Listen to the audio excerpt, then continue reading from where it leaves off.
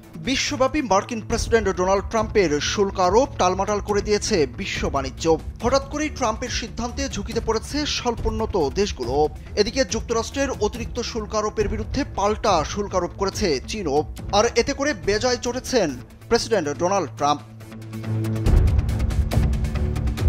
সোমবার সামাজিক যোগাযোগ মাধ্যমে এক পোস্টে ট্রাম্প পাল্টা শুল্ক তুলে নেওয়ার জন্য চীনকে মঙ্গলবার পর্যন্ত সময় দিয়েছেন। না হলে 50% শুল্কের মুখোমুখি হতে হবে বলে সতর্ক করেন তিনি। ফলে বিশ্বব্যাপী বাণিজ্য যুদ্ধের শঙ্কায় সবাই। এদিকে ট্রাম্পের নতুন করে শুল্ক আরোপের সিদ্ধান্তের কড়া সমালোচনা করে বেইজিংয়ের বাণিজ্য মন্ত্রণালয় বলেছে তারা কখনোই মার্কিন যুক্তরাষ্ট্রের ব্ল্যাকমেইল করার মতো আচরণ মেনে নেবে না এবং এর শেষ দেখে ছাড়ার প্রতিজ্ঞা করেছে।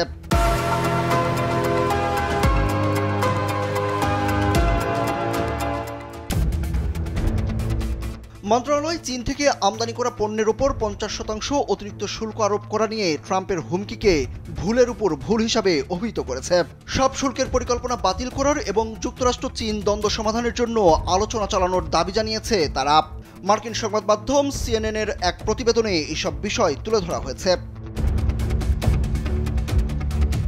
চীনের উপর নতুন করে শুল্ক আরোপের সিদ্ধান্ত কার্যকর হলে মোট শুল্ক হার দাঁড়াবে 104%, কারণ মার্চে আরোপিত 20% ও গত সপ্তাহের 34% শুল্ক আগে থেকেই কার্যকর রয়েছে। বিশ্বের দুই বৃহৎ অর্থনীতি এবং রাজনৈতিক পরাশক্তির মধ্যকার এই উত্তেজনায় বাণিজ্য যুদ্ধ আরও ঘনীভূত হওয়ার আশঙ্কা দেখা দিয়েছে।